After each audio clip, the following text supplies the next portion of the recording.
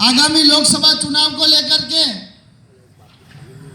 इस क्षेत्र में कार्यकर्ताओं की एक बैठक है, जिसमें आने वाले समय में हमको किस हिसाब से इस क्षेत्र में जो आरएसएस और भाजपा को किस प्रकार से इस क्षेत्र से रोकना है, क्योंकि आज वर्तमान में ये देश के अंदर स्थितियां और परिस्थितियां बन गई है कि भाजपा एक नारा दे रही है 400 पार। 400 पार का मतलब यह है कि आने वाले समय में देश के संविधान को, ये संविधान बदल के ये मनुस्मृति लागू करना चाहते हैं। देश के अंदर ये जो वर्तमान में जो हालत है, देश के अंदर बेरोजगारी बढ़ी हुई है, महंगाई, स्वास्थ्य, रोजगार की मांग को लेकर के आज युवा पूरे हिंदुस्तान में सड़कों पर है, परंतु सरकार उनको कहीं दूसरे मुद्दों पर भटका रही है। आज हमारे बांसवाड़ा के अंदर कांग्रेस के बहुत बड़े और दिग्गज माने जाते थे। आज बांसवाड़ा के अंदर जो ईडी का छापा उनको वहां पड़ने वाला था, ईडी के डर से वो भाजपा में गए हैं। वो ईडी का डर क्या था आपको पता होना चाहिए। उन्होंने मंत्री रहते हुए बाबूलाल कटारा को आरपीएससी का मेंबर बनाया, ये बात आपको याद रखनी चाहिए। बाबूलाल कटारा को आरपीएससी का मेंबर महेंद्रजीत सिंह मालविया ने बनवाया था उसके लेटर पैड से। फिर इसके बाद में आरपीएससी की तिजोरी से रीट का पेपर, थानेदार का पेपर, पता नहीं अनगिनत पेपर निकाल के इन्होंने बेचे।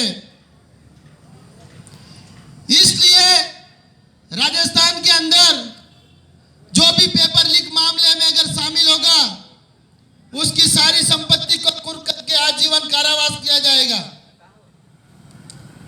आज आपको ज्ञात है कि राजस्थान के अंदर टीवी चैनल और अखबारों के माध्यम से जो जो रीट भर्ती और विभिन्न भर्तियों के अंदर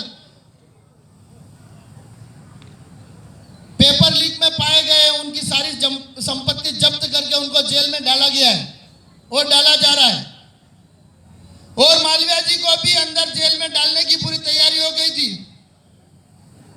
परंतु करोड़ों रुपए दे देवा के और इन्होंने बीजेपी के वो वॉशिंग मशीन से इधर गंगाजल डाल के इन्हें उनको पवित्र किया है। फिर ये बांसवाड़ा के अंदर ये स्थिति है, पूरे राजस्थान के अंदर कमल कांग्रेस एक है।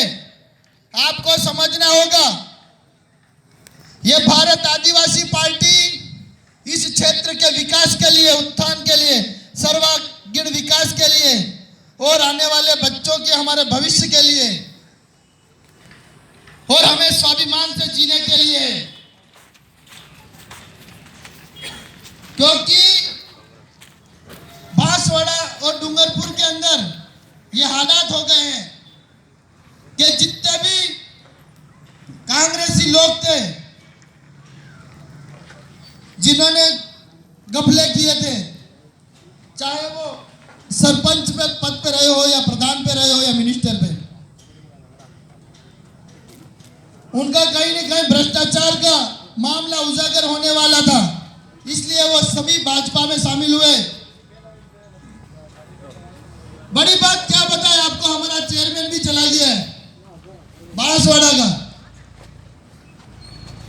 उसने भी हजारों करोड़ का घोटाला किया है। कहीं न कहीं अपने रुपए पैसे बचाने के लिए और हमारे समुदाय को गुमराह करने वाले यही लोग हैं। आपको इन लोगों को पहचानने की जरूरत है, ये मौका आपके पास है। हम सभी को ये याद रखना चाहिए कि अगर इस प्रकार से जो भ्रष्टाचारी लोग हैं, जो समाज को लूटने वाले हैं, हमारे नाम से इस क्षेत्र के विकास के लिए, चाहे वो सड़क के लिए या पुल के लिए या बांध एनीकट के लिए हो या नहरों के मरम्मत के लिए पैसा आया हो, उन पैसों का इन्होंने गलत उपयोग करके अपने घर भरे। इन सारी चीजों को याद रखते हुए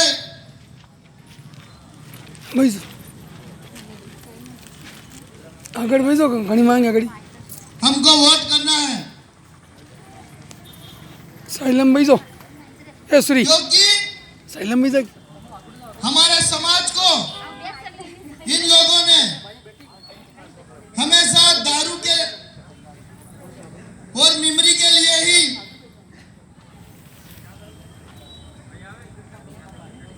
बांट बांट के इन्होंने खरीदा है।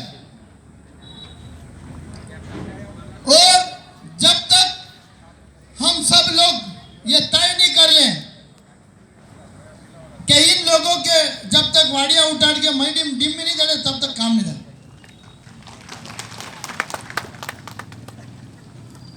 आज हमारे बांसवाड़ा हो या डूंगरपुर हो या पूरे राजस्थान के अंदर इन्होंने जिस प्रकार से हालात पैदा किए हैं, हमारे युवाओं को नौकरियों के नाम पर उन्हें ठगासा किया है। और हमारे जो भाई हैं जो लंबे समय से 4 साल से छात्रवृत्ति राजस्थान सरकार ने अभी तक नहीं दी है, इस प्रकार से बहुत सारी अनगिनत हमारे समाज में एसटी, एससी, ओबीसी और माइनॉरिटी की समस्याएं होती है। जब वोट लेने के लिए हमें उपयोग लिया जाता है, परंतु जब भी हमारी समस्याओं को समाधान के लिए या उस विषय पे बोलने की बात आती है, कहीं न कहीं हमें दरकिनार किया जाता है। इन सभी बातों को याद रखते, गांठ बांध के आप सभी को आने वाले समय में इस लोकतंत्र के महोत्सव में, ये 5 साल में एक बार आता है, इसके अंदर आपको बढ़ चढ़ के हिस्सा लेना है। ये एक कार्यकर्ता सम्मेलन है जिसके अंदर हर गांव के प्रमुख लोग आज इस बैठक में आए हैं। आप सभी को ये गांठ बांध करके जाना है कि आने वाले समय में हॉकी के निशान पर और भारत आदिवासी पार्टी से अधिकृत प्रत्याशी हमारे बड़े भाई राजकुमार जी रोत को विजय बनाने के लिए अधिक से अधिक वोटिंग उनके समर्थन में करानी है, क्योंकि हमारी आवाज देश के उस वजीरे आजम, हिंदुस्तान के सल्तनत के जो सबसे बड़ा सदन है, इस देश के जो वजीरे आजम जब बैठते हैं नरेंद्र मोदी, उस सदन में हमारी इस आवाज को उस आवाज में मिला करके बोलने वाला कोई शख्स है तो वो राजकुमार जी रोत है। उसको उस तक पहुंचाना है, ये हमारी जिम्मेदारी है। उस जिम्मेदारी को खूब तरीके से हम सबको मिल करके कंधे से कंधा मिला करके आगे बढ़ना है और इस क्षेत्र की बहुत सारी समस्याएं हैं, उन समस्याओं को लेकर के हम लड़ेंगे। परंतु हमारी इस क्षेत्र के अंदर के नाम पर हमारे लोगों को विस्थापित किया है। आज पावर प्लांट के नाम पर हमारे लोगों को विस्थापित किया है। रेलवे के नाम पर हमारे लोगों को यहां से विस्थापित किया जाने वाला है। और सोने की खदान इस क्षेत्र में नीलामी होने वाली है और अनगिनत नए नए प्रोजेक्ट हमारे इस क्षेत्र में बांसवाड़ा में आ रहे हैं।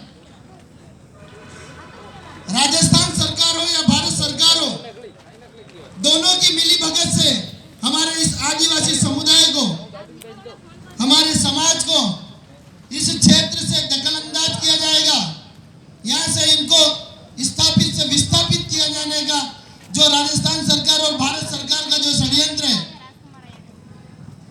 इसको रोकने की आज सख्त जरूरत है। हमारे लोग कम पढ़े लिखे हैं, अनपढ़ हैं, उनके पास में जो भी है अपने बाप दादा और पुरखों की जो जमीन है वही सबसे बड़ी संपत्ति और प्रॉपर्टी है।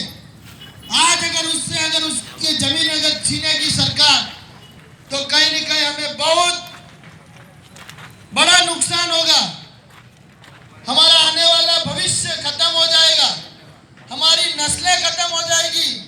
इन सारी चीजों को रोकने के लिए हमारी आवाज को दिल्ली पहुंचाना है। आप सभी ने जिस प्रकार से हमारी सभा का माननीय श्री राजकुमार जी रोत साहब और राजेंद्र जी अमलियार साहब और पंडाल में बैठे हुए सभी, आप सभी से मैं अनुरोध करता हूं कि आने वाले समय में भारत आदिवासी पार्टी के पक्ष में आपकी बहन, बुआ, मामा, रिश्तेदार, काका, बाबा और गांव-गांव जहां पर भी जो रिश्तेदार हैं उन तक ये बात पहुंचानी है कि आने वाले समय में हमें राजकुमार जी रोत को दिल्ली भेजना है और हॉकी के निशान पे अधिक से अधिक वोट कराना है। आप सभी ने सुना, इसके लिए बहुत बहुत धन्यवाद। उल गुलाम, जय जोहार, जय भीम।